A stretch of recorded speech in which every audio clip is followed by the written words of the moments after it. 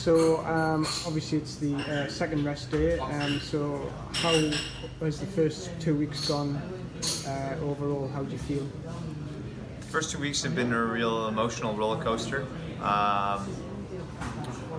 First week started off amazingly. I was sitting in the top 10 in the general classification.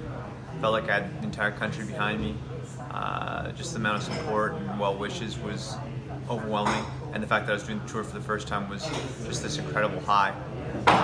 Then I had this big crash, both literally and figuratively. I crashed in the final corner before the final climb of stage 8, and went from being a GC contender to losing a bunch of time and taking out the guy who took yellow last year, Geraint Thomas, and that was certainly a low.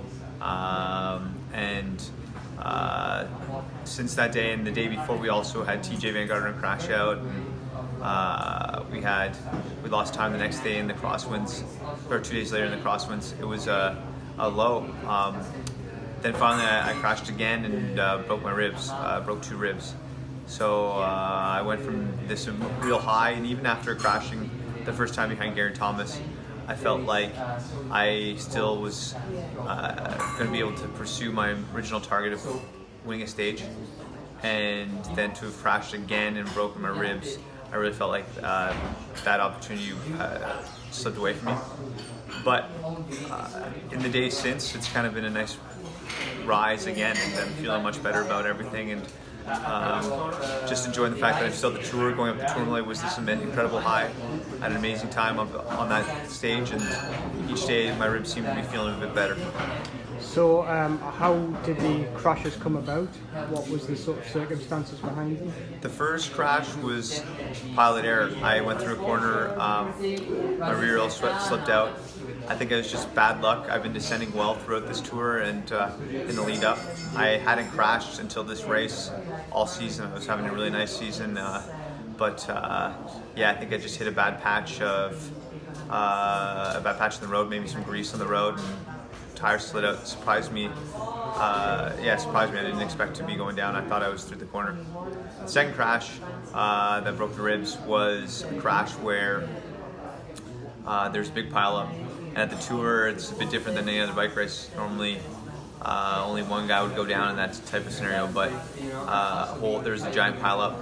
And I just managed to get a foot down, managed to avoid the carnage, kind of, but then felt like I was at a wave pool. Big wave riders just came up behind me, pushed me, and I ended up falling down and landing on my radio. My radio went right into my ribs, and I instantly knew something was not great. I just felt a lot of pain in the ribs, and my mobility was significantly reduced.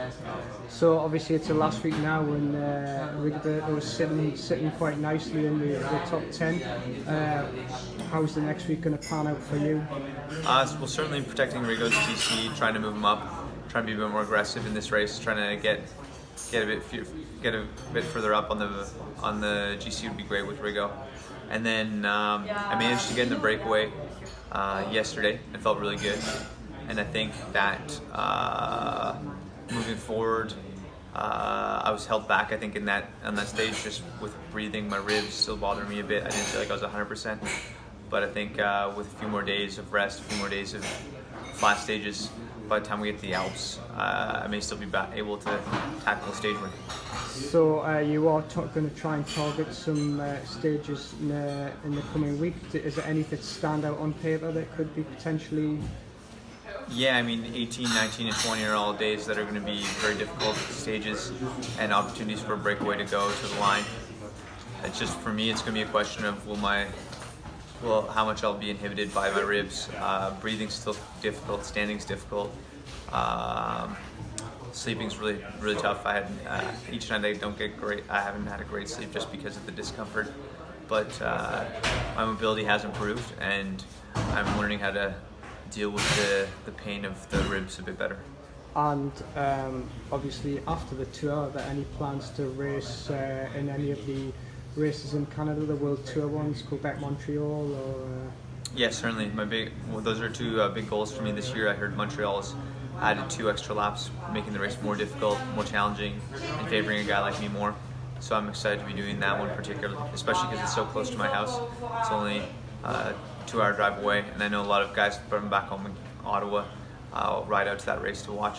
So I'm really excited to be doing that one again. And so you've had a lot of well wishes from back in Canada. How does that sort of make you feel, especially after your crash and you were getting sort of messages of sort of get well and things like that? Oh yeah, I think it just I feel really fortunate and I feel really lucky to be Canadian, to be representing such a great country, and also to have so many people wishing me well.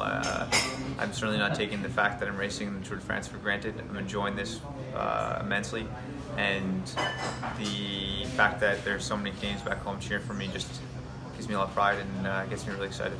So after 2 weeks so far, has it lived up to expectation, been better, been worse?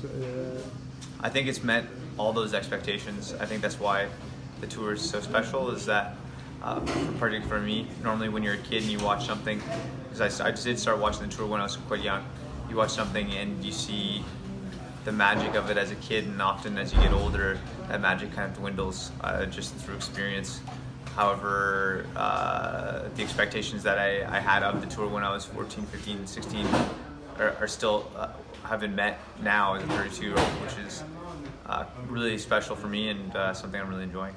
So finally, do you have anything to say to the folks back at home, or any opinions or comments that you'd like to make about your experience? Oh, I just feel really fortunate to have so many people cheer me on, and I feel a lot of pride, and honestly that support and those well wishes are propelling me forward. I think there's a reason why it's one of the biggest reasons why I'm still racing. I could have abandoned after breaking those 2 ribs, and the temptation to quit was quite strong. But the fact that so many people are rooting for me has really propelled me to continue on. So have you seen many Canadian fans by the roadside as you've passed with flags or banners or anything? Oh yeah, for sure. I've seen one guy who's actually dressed up as a Mountie every day. Does he have a horse? No horse, but big Canadian flag, and I try and give a thumbs up to all the Canadian fans. That's great. Thanks for sparing the time. No problem. Cheers.